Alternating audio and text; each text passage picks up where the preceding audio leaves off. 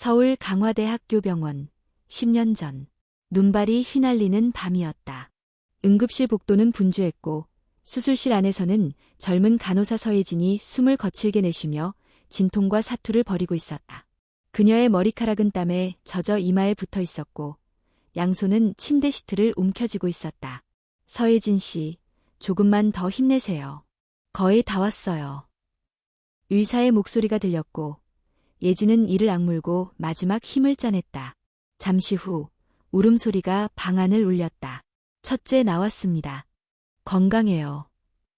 그리고 곧이어 두 번째, 세 번째 울음소리.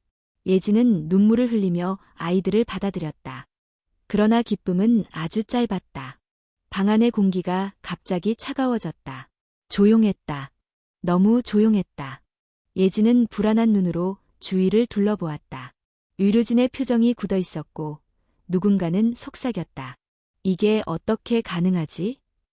간호사가 조심스레 새 아이를 안고 왔을 때 예진은 심장이 내려앉는 걸 느꼈다. 새 아이 모두 검은 피부를 가지고 있었다. 숨이 막혔다. 공기가 폐를 조이는 듯했다. 그 순간 병실 문이 열렸다. 익숙한 목소리가 들렸다. 예진아. 남편 강민호였다. 그의 눈은 공포로 얼룩져 있었고 그 뒤로 시어머니가 따라 들어왔다. 그녀는 아이들을 보는 순간 입을 틀어막았다. 이게 뭐야? 넌 배신했구나. 아니에요. 어머니. 저는 그런 짓 한 적 없어요. 진짜예요. 하지만 민호는 그녀의 말을 끊었다. 거짓말 마. 대체 이 아이들이 누구 자식이야? 당신 아이들이에요. 제발 믿어줘. 그러나 민호는 더 이상 듣지 않았다. 결혼 반지를 빼서 바닥에 내던졌다. 금속이 타일에 부딪히는 소리가 병실에 메아리 쳤다. 이제 우리 아무 사이 아니야. 그는 어머니를 따라 병실을 빠져나갔다. 문이 닫히는 순간 예진의 모든 희망은 산산조각 났다. 며칠 후 병원 원장은 예진을 불러 말했다. 서 간호사, 유감이지만 병원 이미지에 문제가 있습니다. 오늘부로 해고입니다. 저는 아무 잘못도 하지 않았어요. 이미 결정된 일입니다. 예진은 해고장을 들고 병원을 나섰다. 아무도 그녀의 편이 되어주지 않았다. 부모님을 찾아갔지만 아버지는 문 앞에서 말했다. 나가라. 내 애들도 데리고. 당장. 눈이 내리고 있었다.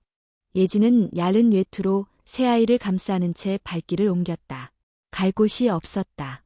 한강 다리 밑에서 그녀는 벤치에 앉아 아이들을 꼭 안았다. 엄마가 꼭 지켜줄게. 하지만 그녀 자신도 확신이 없었다. 몸은 얼어붙어 갔고 눈물은 멈추지 않았다. 다음 날 시장 통로에서 예진은 한 할머니에게 호떡 하나를 받았다. 그것이 하루의 유일한 식사였다. 이거라도 드세요. 애들 생각해서. 그녀는 고개를 숙이며 받았다. 그리고 마음속으로 되뇌었다. 살아남자. 아이들을 위해서. 무슨 일이 있어도. 그날 밤 그녀는 시장 골목 지하에 있는 허름한 방을 얻었다. 할아버지 집주인은 돈이 없다는 그녀의 말을 듣고도 방을 내주며 말했다. 청소하고 가끔 심부름도 해줘야 할 수 있겠나? 뭐든 할게요. 그녀는 그렇게 아이들과의 두 번째 삶을 시작했다. 하지만 마음 한구석에는 의문이 남았다. 이 아이들은 정말 내 아이들일까?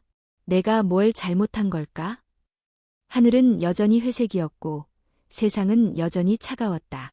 그러나 그녀는 포기하지 않았다. 이것이 서예진과 새 아이들의 그리고 감춰진 진실의 시작이었다. 한겨울 서울의 새벽, 서예진은 새 아이를 안고 시장 골목을 헤매고 있었다.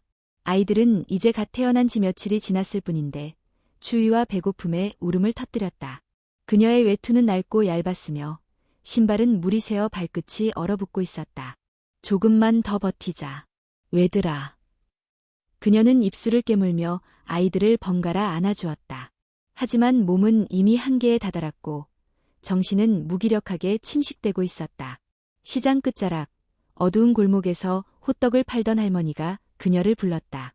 거기, 애기 엄마. 이거 좀 먹여. 뜨끈한 호떡 하나를 건네며 할머니는 짧게 말했다. 예지는 처음엔 머뭇거렸지만 아이들의 울음에 더는 망설일 수 없었다. 그녀는 고개를 깊이 숙이며 받았다. 정말 감사합니다. 괜찮아. 엄마가 버텨야 애들도 살지. 할머니는 덧붙이며 시장 골목 지하에 빈 방 하나가 있다는 정보를 알려주었다. 예지는 마지막 힘을 짜내어 그곳으로 향했다. 지하로 이어지는 오래된 계단을 따라 내려가자 곰팡이 냄새가 코를 찔렀다. 삐걱이는 문 너머로 허리가 굽은 할아버지가 나왔다. 누구요? 죄송합니다. 방이 있다고 들어서. 돈은 없지만 청소든 뭐든 할 수 있어요. 할아버지는 한참 동안 그녀를 바라보더니 무겁게 고개를 끄덕였다. 저 안쪽 빈 방 써. 오래돼서 추워도 괜찮겠나? 네, 정말 괜찮아요. 감사합니다. 예지는 새 아이들을 안고 그 방으로 들어갔다. 벽은 젖어 있었고 바닥은 차가웠지만 문을 닫을 수 있다는 사실만으로도 그녀는 안도의 숨을 내쉬었다. 오래된 담요를 꺼내 새 아이에게 덮어주고 방 한구석에 몸을 기대었다. 한참을 그렇게 앉아 있다가 예지는 중얼거렸다. 이제 시작이야. 여기서부터 다시 시작하는 거야. 며칠 뒤 그녀는 시장에 나가 일을 구했다. 채소 상자 나르기, 바닥 청소, 떨어진 물건 정리까지 뭐든 가리지 않았다. 손은 갈라지고 무릎은 멍이 들었지만 그녀는 한 번도 불평하지 않았다. 아이들은 반지하 방에서 조용히 잠들어 있었고 그녀는 밤마다 국을 끓였다.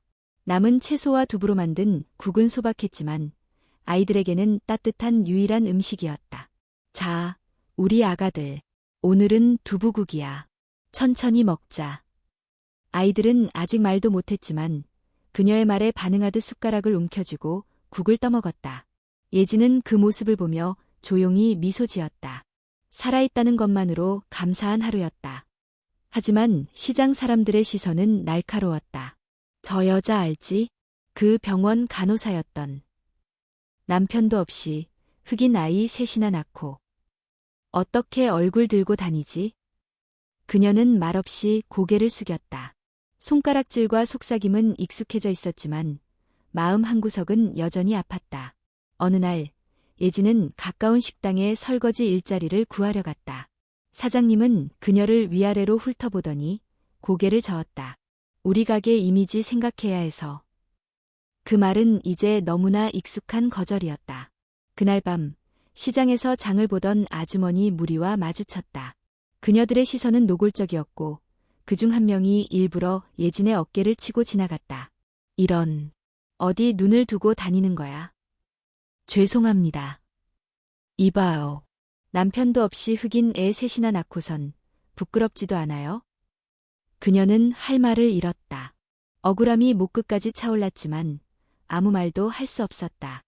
그녀는 아이들을 안고 조용히 방으로 돌아왔다. 그날 밤 그녀는 창문을 닫고 낡은 이불을 다시 덮어주며 아이들을 꼭 안았다.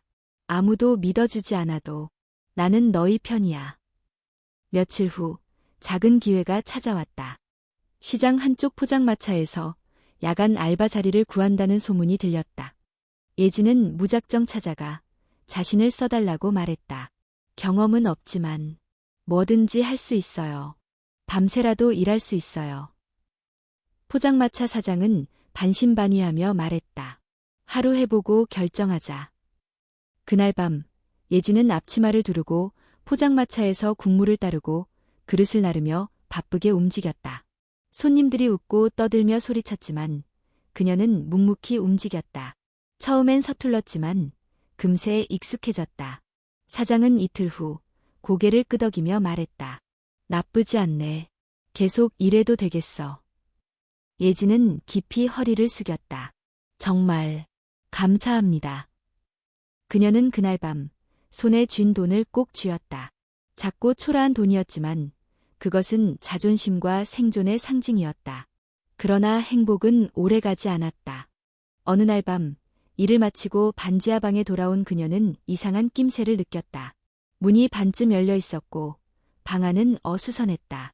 아이들의 옷이 흩어져 있었고 창문은 열려 있었다. 예진은 아이들을 찾아 다급히 방 안을 뒤졌다.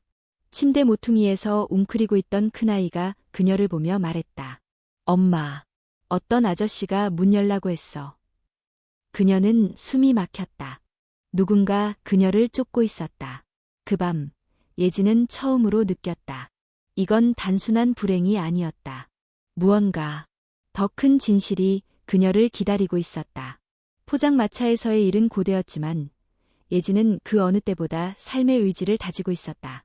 새벽까지 일한 후 돌아온 반지하 방은 여전히 눅눅하고 어두웠지만 아이들의 숨소리가 들리는 그 공간은 그녀에게 유일한 안식처였다. 그러던 어느 날 그녀가 일을 마치고 골목길을 걷고 있을 때였다. 뒷골목 모퉁이에서 낯선 남자가 그녀의 앞을 가로막았다. 서예진 씨 맞죠? 예진은 걸음을 멈췄다. 남자는 키가 크고 검은 코트를 입고 있었으며 정제된 말투를 가지고 있었다. 누구시죠? 이걸 받아보세요. 그는 갈색 봉투 하나를 내밀었다. 예진은 주저하다가 그것을 받았다. 무겁지도 가볍지도 않은 그 봉투는 손끝에서 묘한 떨림을 일으켰다. 이게 뭐죠? 읽어보면 압니다. 그리고 진실을 알고 싶다면 내일 밤 10시 한강대교 북단으로 오세요. 그는 더 이상 말을 하지 않고 골목 뒤편으로 사라졌다. 예진은 멍하니 그 자리에 서 있었다. 손에 들린 봉투가 이유 모를 공포와 함께 무게감을 더해갔다. 반지하 방에 도착한 그녀는 아이들을 재운 후 봉투를 조심스럽게 열었다. 안에는 여러 장의 서류가 정리되어 있었다. 그녀는 그중 가장 위에 놓인 한 장을 펼쳐보았다. 출생증명서, 그녀의 이름, 생년월일, 분만 병원 등은 정확하게 기재되어 있었다. 하지만 그 다음 항목에서 그녀의 손이 멈췄다. 강민호. 그 이름은 너무도 익숙했다. 그녀를 버린 남자, 그녀를 배신한 사람. 그는 분명히 아이들이 자신의 친자가 아니라고 했고 병원에서 DNA 검사까지 했었다. 그런데 이 출생증명서에는 그의 이름이 아버지로 명시되어 있었다. 예진은 숨을 거칠게 몰아쉬며 다음 서류를 펼쳤다. 이번엔 유전자 검사 결과였다. 날짜는 10년 전 그녀가 병원에서 검사를 받았던 바로 그날이었다. 결과, 친자 확률 99.7%. 그녀는 충격에 휩싸였다. 분명히 그때 민호는 검사 결과가 부정이라고 말했다. 그런데 이 서류는 정반대의 내용을 담고 있었다. 이건 대체 무슨? 손이 떨렸다. 그녀는 다시 첫 장을 꺼내 눈을 부릅떴다. 서류의 오른쪽 아래에는 병원 직인이 찍혀 있었다. 분명히 정식 문서였다. 그녀는 두 눈을 감고 이마를 감쌌다. 10년 전의 그날 밤, 병원에서의 혼란, 분만 직후의 충격, 민호의 분노, 시어머니의 모욕, 직장의 해고, 아버지의 외면. 모든 것이 일시에 떠올랐다. 그렇다면 그때의 DNA 결과는 조작된 것이었나? 왜? 누가? 어떤 이유로? 그녀는 손등으로 눈물을 닦고 봉투 속 마지막 문장을 다시 읽었다. 진실을 알고 싶다면 내일 밤 10시 한강대교 북단으로 오세요. 다음 날 밤 한강의 바람은 유난히 매서웠다. 다리 위는 인적이 드물었고 도시의 불빛이 멀리서 희미하게 반짝이고 있었다. 예진은 두 손을 모아 꼭 쥐며 북단 끝자락으로 향했다. 그곳에는 어젯밤 그녀에게 봉투를 준 남자가 서 있었다. 그는 그녀를 보자 조용히 고개를 끄덕였다. 왔군요. 당신, 누구죠? 이 서류들, 진짜예요? 진짜입니다. 제 이름은 장석훈입니다. 민간 조사관이죠. 어떤 사건을 의뢰받고 당신을 조사하던 중 진실을 알게 되었습니다. 예진은 혼란스러운 눈빛으로 그를 바라보았다. 그럼 10년 전 그 검사 결과가 조작된 건가요? 그렇습니다. 당신이 아이를 낳기 전 병원 내 고위 관계자에 의해 DNA 검사 결과가 조작됐습니다. 왜요? 왜 그런 짓을? 석훈은 짧게 숨을 들이마신 후 천천히 입을 열었다.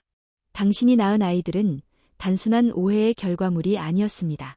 그 아이들은 의도적으로 그렇게 태어난 겁니다. 예진의 얼굴에서 혈색이 사라졌다.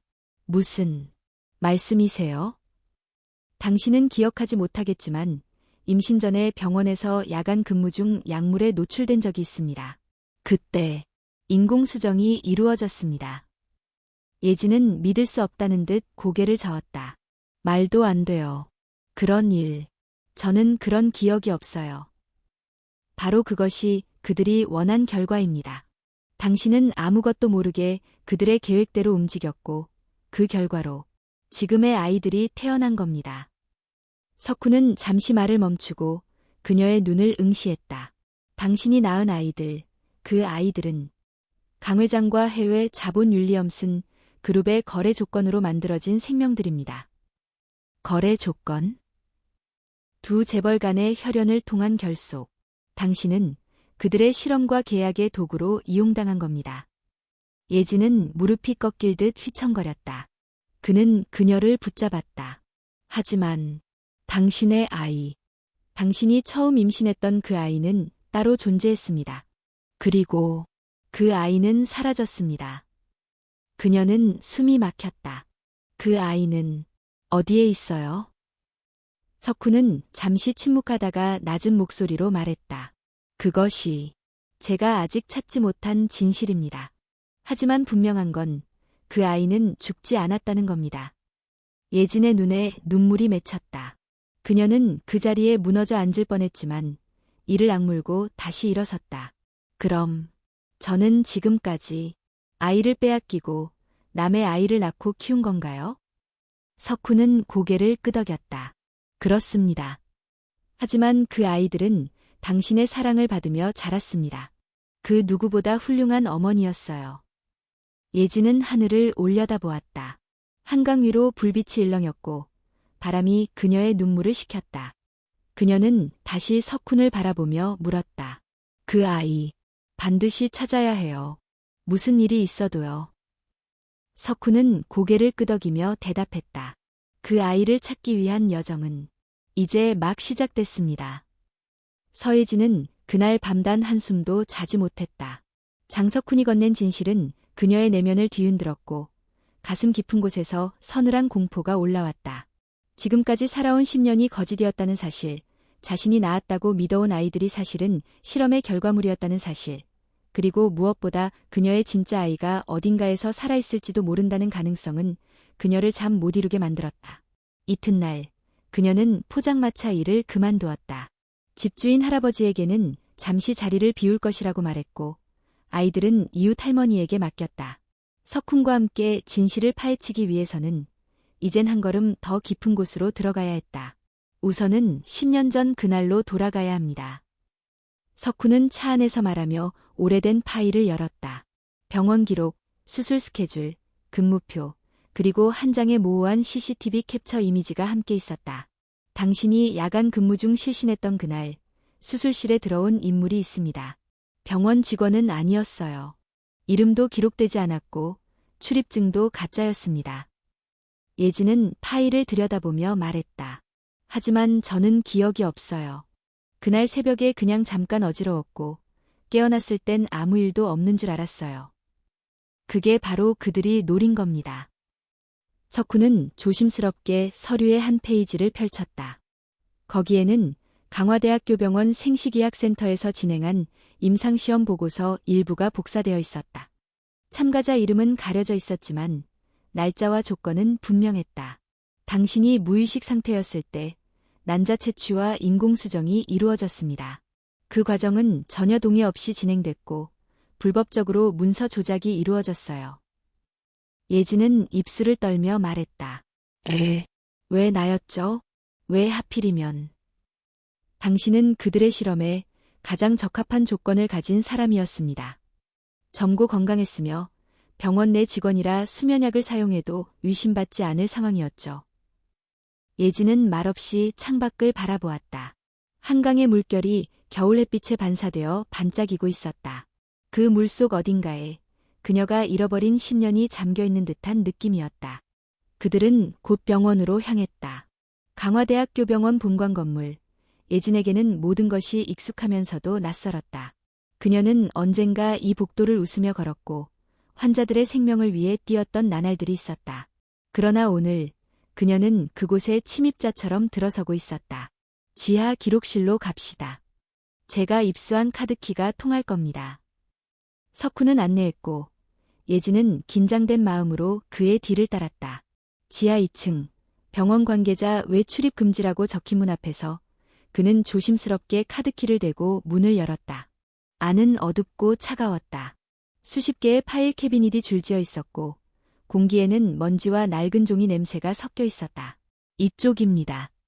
2014년 출산 기록 보관 구역. 그들은 캐비닛을 열고 예진의 이름이 기재된 출산 기록을 찾았다. 그러나 그 안에는 기묘한 공백이 있었다. 출산 당일의 기록이 아예 빠져 있었다. 이게 말이 되나요? 출산 당일 기록이 없다니. 일부러 삭제된 겁니다. 대신 석훈은 다른 파일을 꺼냈다. 기증자 코드 89SJ라는 이름으로 저장된 IVF 시험 관수정 기록. 놀랍게도 그 기증자의 생년월일과 혈액형, 유료 이력은 예진과 정확히 일치했다. 그들은 당신을 이름 없이 기증자로 바꿔 등록한 후 시험 관수정을 진행했습니다. 그리고 그 아래 수정란을 이식받은 수혜자 목록이 있었는데 그중 하나는 해외 입양 프로그램 연계라고 적혀 있었다. 여기, 이게 무슨 뜻이죠? 이건 태아가 태어난 후 미국의 특정 기관으로 바로 이송되었다는 뜻입니다. 즉, 당신의 진짜 아이는 한국에서 태어난 직후 외국으로 보내진 겁니다. 예진은 서류를 꼭 쥐었다. 어디로, 누구에게 보내졌는지 알 수 있어요? 석훈은 고개를 끄덕이며 작은 쪽지를 꺼냈다. 윌리엄슨 재단, 미국 뉴욕. 아이들의 유전자 다양성을 연구한다는 이름으로 수십 건의 입양을 중개한 조직입니다. 예진은 입술을 질끈 깨물었다. 지금까지 내 아이는 거기에 있었던 건가요? 확신할 순 없지만 가능성이 높습니다. 하지만 그 재단은 일반적인 입양기관이 아닙니다. 뒷면에는 거대한 제약기업과 연결된 자금이 흐르고 있어요. 단순한 자선단체가 아닙니다. 예진은 한참을 말없이 서 있었다. 손에 든 서류는 점점 구겨졌고 숨은 깊어졌다. 그 아이가 아직 살아있다면 내가 직접 데려올 거예요. 무슨 일이 있어도. 석훈은 조용히 그녀를 바라보며 말했다. 그렇다면 이제 다음 단계로 가야 합니다. 미국으로. 지하 기록실을 나서는 순간 복도 끝에서 누군가의 그림자가 움직였다. 예진이 고개를 돌리자 그 인물은 급히 몸을 돌려 사라졌다. 그녀는 눈을 가늘게 뜨며 속삭였다. 누군가 지켜보고 있어요. 석훈은 고개를 끄덕이며 문을 닫았다. 당연하죠. 그들은 우리가 가까워지고 있다는 걸 알고 있을 겁니다. 시간이 없습니다. 한강 위로 밤이 내려오고 있었다. 도시의 불빛은 여전히 찬란했지만 그 속에 숨겨진 어둠은 점점 짙어지고 있었다. 그리고 예진은 처음으로 두려움보다 분노가 앞서는 감정을 느꼈다. 그녀는 속으로 다짐했다. 이제부터는 내가 묻는다. 내가 찾는다. 그리고 내 아이를 되찾는다. 강민호를 다시 보는 순간 서예진은 손끝까지 차오른 감정을 억누르기 위해 두 주먹을 꽉 쥐었다. 10년 전 그녀가 병원 복도를 마지막으로 떠났을 때 그 남자의 얼굴은 분노와 혐오로 일그러져 있었다. 그리고 지금 회색 정장을 입은 그는 여전히 병원 고위직의 권위와 냉철함을 몸에 두르고 있었다. 오랜만이네요, 민호 씨. 예진의 목소리는 차분했지만 안에 숨겨진 떨림은 감출 수 없었다. 민호는 잠시 그녀를 바라보더니 고개를 돌렸다. 무슨 일이지? 묻고 싶은 게 있어요. 그날 DNA 검사 결과 조작됐었죠? 민호의 눈동자가 살짝 흔들렸다. 그 작은 변화는 예진에게 확신을 줬다. 그는 알고 있었다. 당신은 이미 알고 있었군요. 새 아이가 당신 친자라는 걸. 민호는 입을 다물고 있었지만 예진은 말을 멈추지 않았다. 왜 그랬어요? 왜 날 그렇게 내쫓았어요? 그게 최선이었어. 그의 대답은 짧았고 건조했다. 예진은 어이없는 듯 웃었다. 최선. 그게 당신 말이야.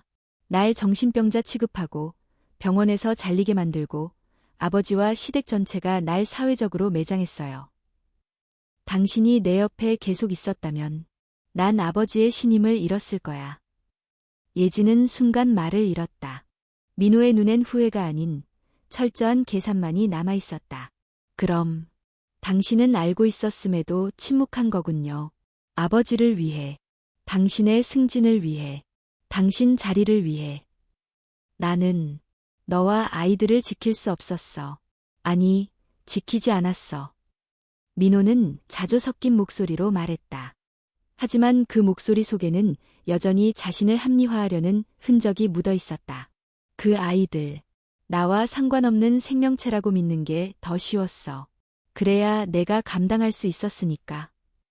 예진은 그의 말을 듣는 동안 자신의 가슴 속 어딘가가 서서히 식어가는 걸 느꼈다.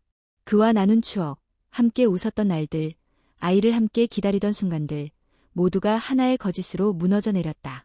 내 진짜 아이, 어디 있는지 알아요? 민호는 시선을 피했다. 하지만 예진은 집요하게 물었다. 말해요. 당신, 알고 있잖아요. 그 아이가 출산 직후 사라졌다는 것, 병원에서 누군가 개입했다는 것, 당신도 알고 있었죠? 민호는 천천히 고개를 들었다. 아버지가 그 일에 관련되어 있다는 소문은 들었어. 그리고 미국 쪽 자선재단과의 거래도. 윌리엄슨 재단. 그래. 그곳으로 아이가 보내졌다는 이야기도. 난 기동량으로만 들었지. 증거는 없었어. 그렇다면 왜 아무 말도 하지 않았어요? 민호는 예진을 바라보다가 이내 고개를 숙였다.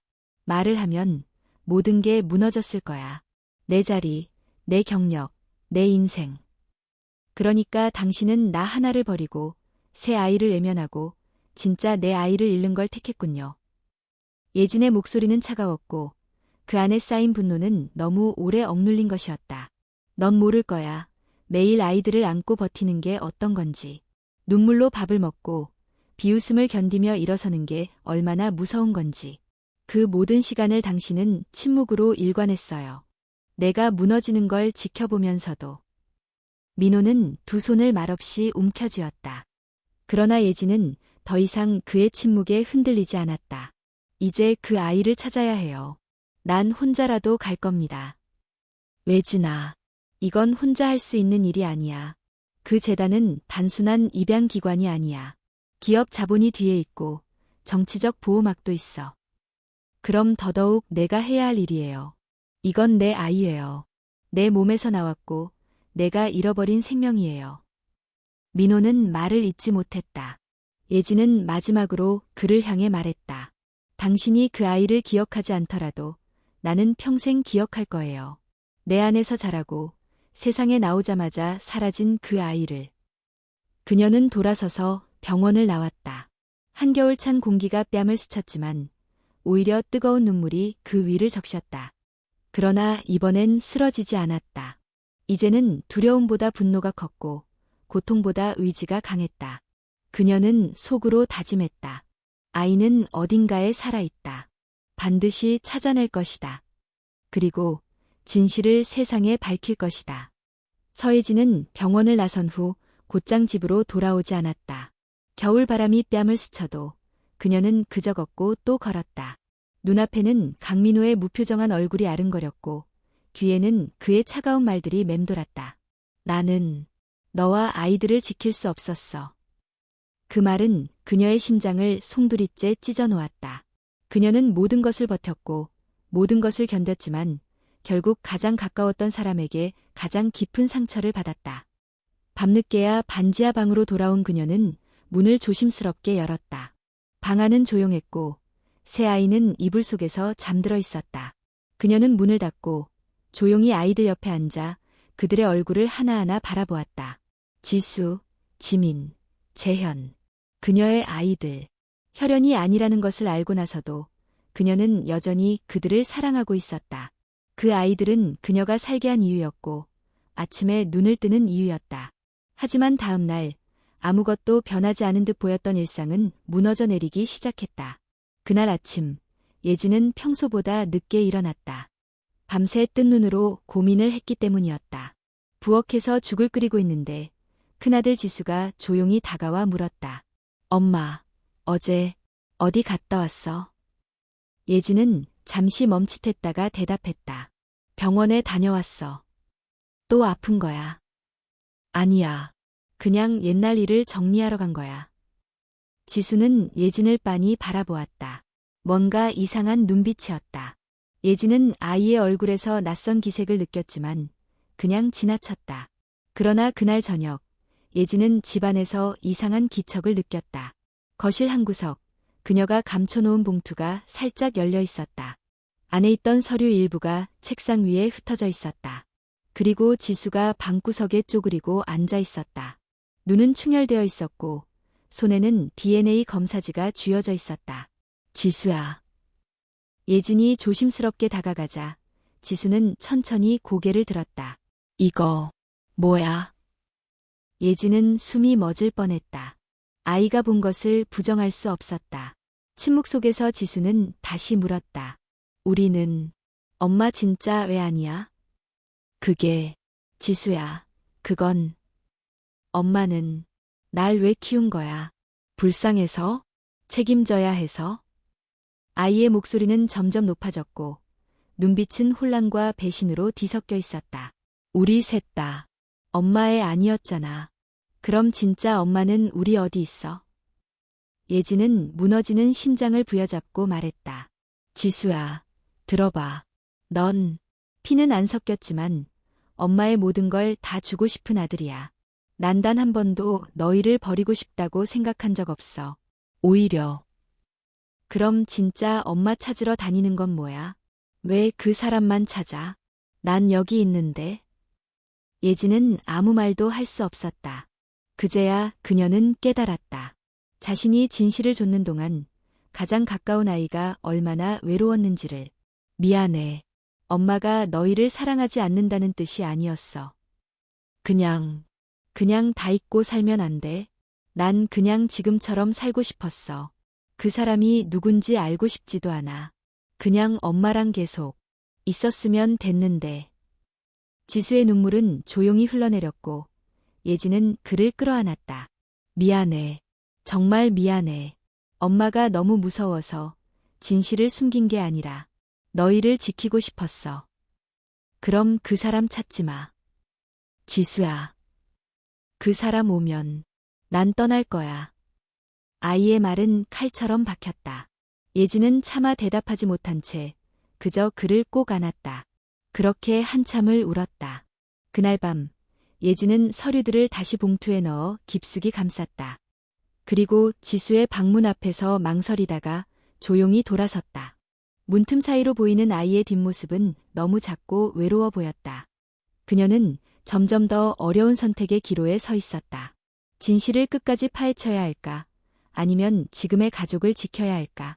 마음은 찢어졌고 어느 쪽을 택해도 누군가는 상처받게 될 것이었다.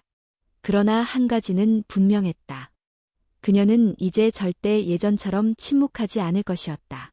지수를, 지민을, 재현을, 그리고 어딘가에 살아있을 자신의 진짜 아이까지 누구도 다시는 잃지 않을 것이다.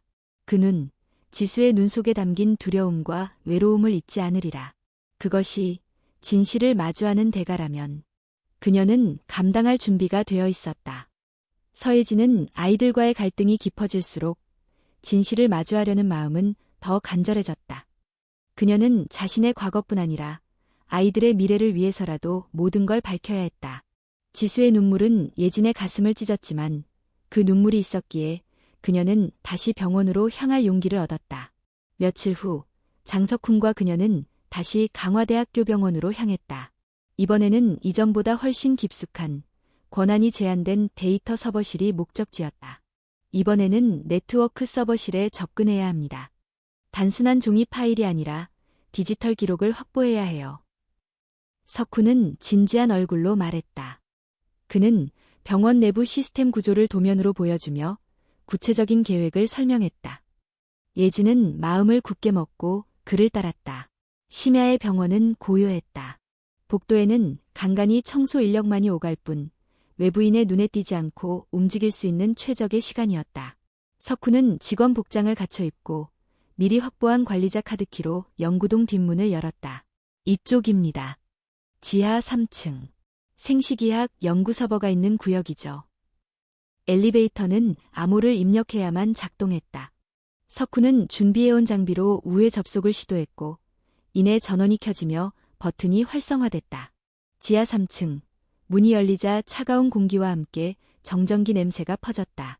서버의 냉각팬이 돌아가는 소리가 일정한 진동을 만들어냈고 내부는 청색 조명 아래에서 차갑게 빛나고 있었다. 저쪽이 관리자 단말기입니다. 병원 내 임상실험, 유전자 검사의 전산 기록들이 저장된 구역이죠. 석훈은 키보드를 두드렸고 곧 병원 내 비공개 코드로 분류된 IVF 실험 관리 목록이 화면에 떴다. 그들은 리스트 중 하나에 멈춰섰다. 피험자 SJ-89라는 코드가 화면에 있었고 거기엔 다음과 같은 문장이 적혀 있었다. 유전자 샘플 SJ-89는 제3국 채널을 통해 윌리엄슨 재단으로 이송됨. 최종 처리 상태, 입양 관찰 대상 지정. UCHI, Williamson Medical Research Center, 뉴욕, USA. 예진의 눈이 커졌다. 윌리엄슨 재단. 정말 미국에 있었어요. 그리고 이 문서에 의하면 단순 입양이 아닌 관찰 대상이라고 표기돼 있어요. 단순한 가정 입양이 아니라는 겁니다. 석훈은 페이지를 넘기며 미국의 제약회사와 병원이 연계된 연구 기록을 찾기 시작했다. 곧이어 또 다른 문서가 화면에 떴다. 프로젝트 허미즈, 기밀 다인종 유전자 안정성 및 대사 반응 추적 프로젝트, 실험 샘플, SG-89 포함, 목적, 차세대 유전자 치료 모델 확보. 예진은 손을 입에 가져갔다. 말문이 막혔다. 아이를 실험 대상으로 삼았던 거예요? 그들이 원한 건 단순한 입양이 아니라 유료 자본에 투입 가능한 데이터였어요. 당신 아이는 단지 어머니의 품이 아니라 과학의 실험대에서 자라나고 있었던 거예요. 예진의 다리가 힘없이 풀렸다. 그녀는 벽에 기대며 낮은 목소리로 중얼거렸다. 그 아이는 이제 겨우 10살일 텐데. 그녀는 오래전 출산 직후 아이의 손을 한 번도 잡아보지 못한 기억을 떠올렸다. 그 작은 생명은 이름도 불리지 못한 채 냉정한 문서 코드로 미국으로 보내졌다. 어쩌면 지금도 병원 침대 어딘가에서 낯선 언어와 낯선 이름으로 자라나고 있을지도 모른다. 석훈 씨, 나 미국에 가야 해요. 지금 당장이라도. 준비는 해야 합니다. 당신 혼자 가는 게 아니라 법적으로, 전략적으로 접근해야 해요. 그 아이만큼은 절대로 그들의 손에서 끝나게 놔둘 수 없어요. 그녀의 목소리는 떨렸지만 단호했다. 이젠 두려움이 아니었다. 지수가 그녀를 보며 외쳤던 말처럼 이젠 누군가의 눈을 피하고 싶지 않았다. 오히려 그 눈을 직시해야만 했다. 서버실을 빠져나오던 길, 복도 끝에서 두 사람이 그들을 지켜보고 있는 것이 보였다. 석훈은 예진의 손목을 잡고 몸을 숨겼다. 병원 쪽에서 우리가 움직이고 있다는 걸 감지한 것 같아요. 이 문건들은 복사본으로 챙겨가고 당분간 몸을 낮춰야 해요. 예진은 고개를 끄덕였다. 하지만 너무 늦게 움직일 순 없어요. 누군가 또 그 아이에게 손을 대기 전에 반드시 찾아야 해요. 석훈은 그녀의 눈을 바라보았다. 분노와 눈물이 뒤섞인 그 눈 속에는 어머니로서의 절박함이 있었다. 이제 단서를 확보했으니 다음 단계로 넘어갈 수 있어요. 뉴욕에 있는 윌리엄슨 재단. 그곳이 우리의 다음 목적지입니다. 예진은 서류 봉투를 품에 꼭 안고 한 걸음씩 병원을 나섰다. 눈이 내리기 시작했다. 흩날리는 눈송이 속에서 그녀는 한 가지를 마음속에 되뇌었다. 내가 낳았던 그 아이는 누군가의 연구 대상이 아니라 누군가의 상품이 아니라 그저 내 아들이다. 그리고 내가 직접 데려올 것이다. 뉴욕, JFK 국제공항. 서예진은 공항 유리창 너머로 낯선 도시를 바라보았다.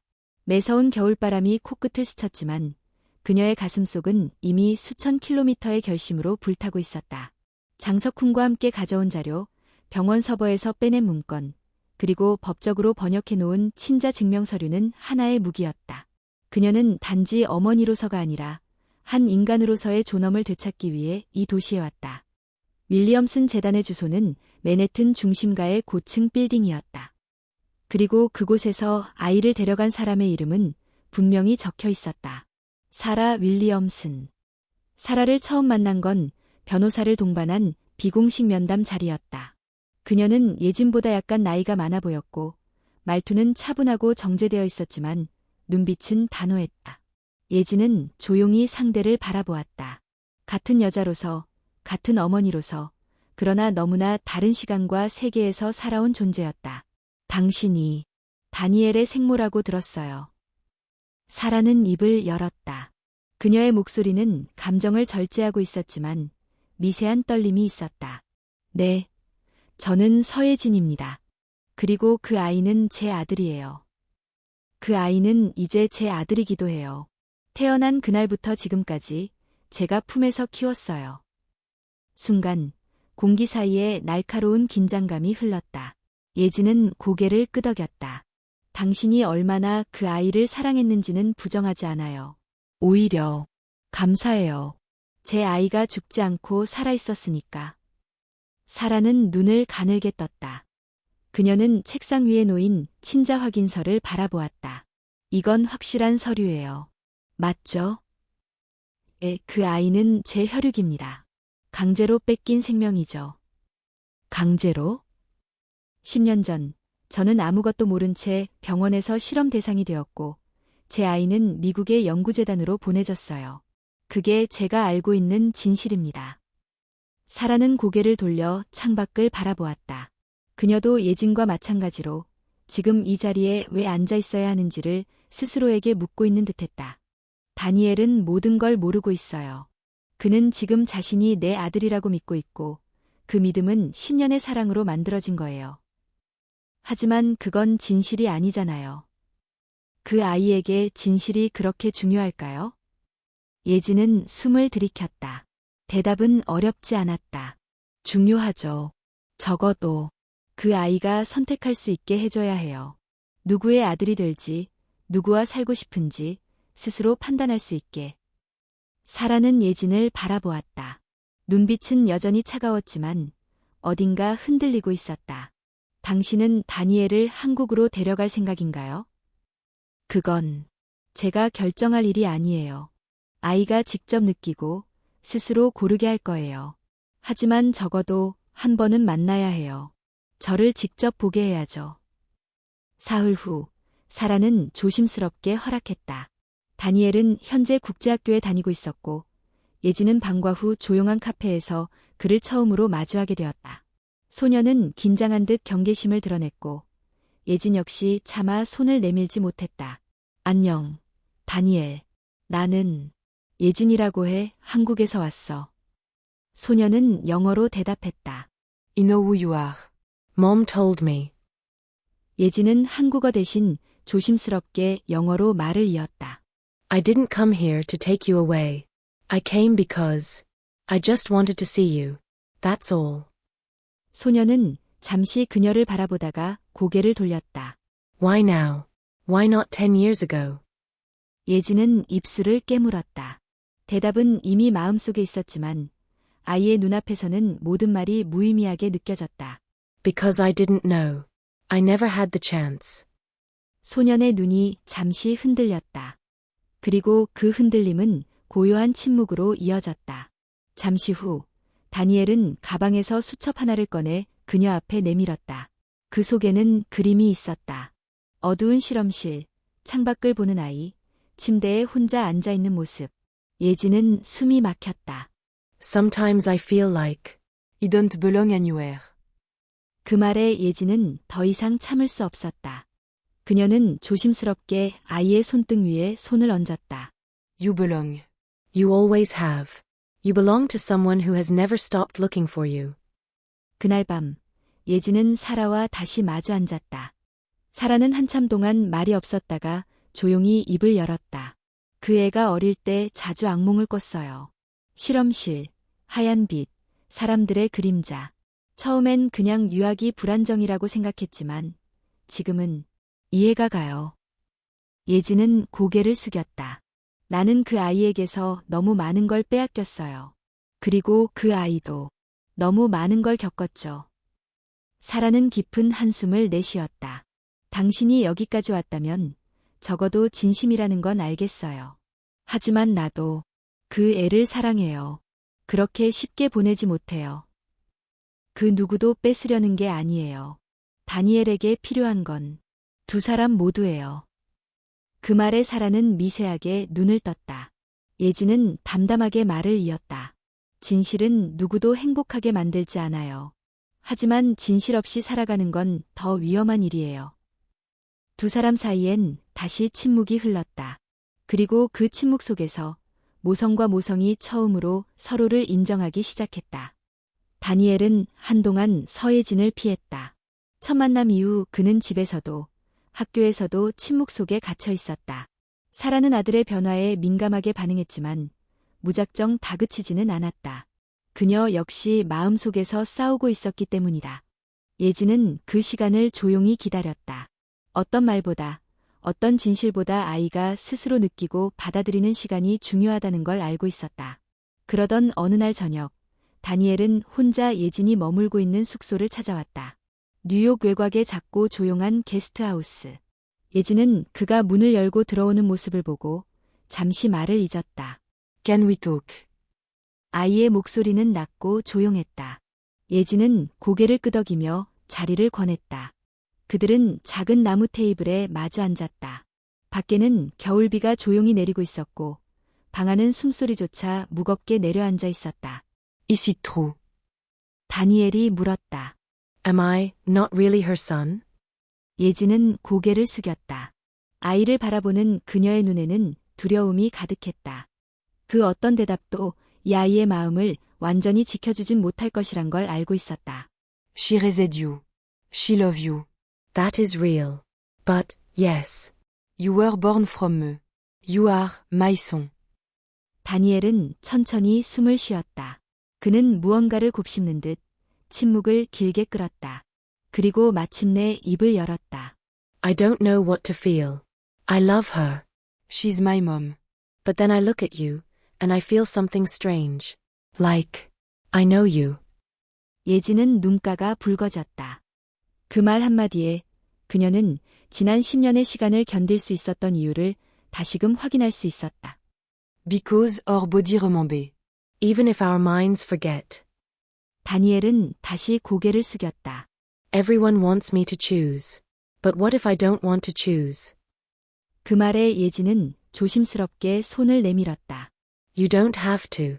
You are allowed to love us both. You are allowed to be confused.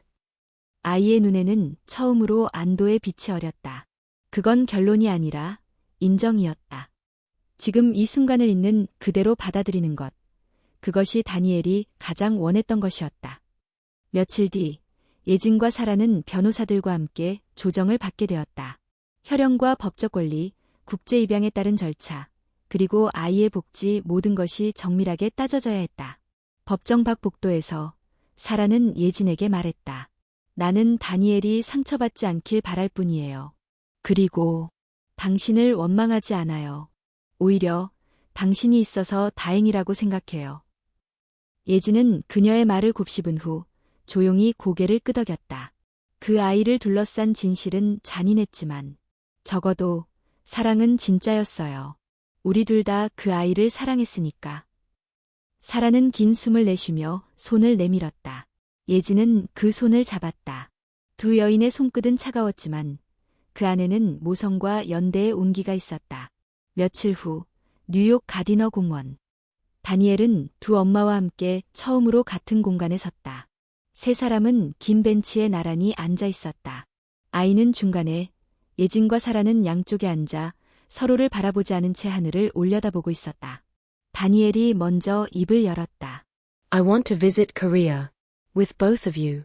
Not to stay, just to see. Where I came from. 예진은 눈을 감았다. 그 말은 기다렸던 말이었지만 동시에 또 다른 감정을 불러일으켰다. 사라도 놀란 듯 고개를 돌렸지만 곧 차분히 미소 지었다. 그럼 같이 가자. 나도 처음이야. 너의 뿌리를 함께 보는 건 나도 엄마로서 필요한 일이니까. 예진은 조용히 웃으며 아이의 손을 잡았다. 기다릴게. 언젠가 내가 결정할 때까지. 지금은 그냥 우리 함께 있어주면 돼. 다니엘은 두 사람의 손을 동시에 잡았다. 그리고 고개를 끄덕였다. 어쩌면 완전한 해답은 없을지도 모른다. 하지만 이들은 모두 각자의 방식으로 용기를 냈고 그 용기가 세 사람을 하나의 진실 위에 서게 만들었다. 진실은 분명 상처를 남겼다. 하지만 동시에 진실은 연결을 만들어냈다. 사랑의 방식은 달랐지만 사랑 그 자체는 거짓이 아니었기에. 인천국제공항에 발을 디딘 다니엘은 잠시 숨을 멈췄다.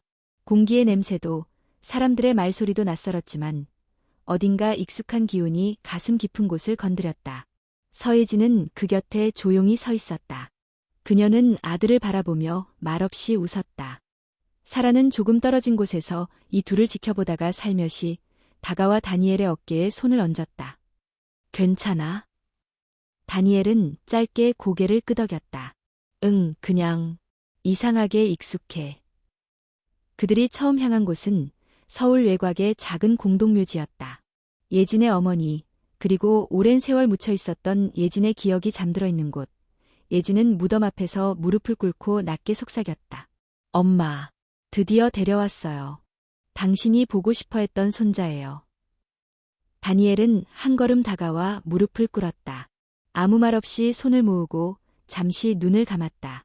그는 이해하지 못하는 말들을 들었지만 그 안에서 느껴지는 슬픔과 사랑만큼은 알 수 있었다.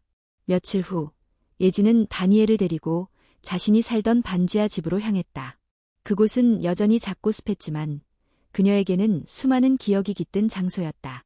여기서 내 동생들이 자랐어.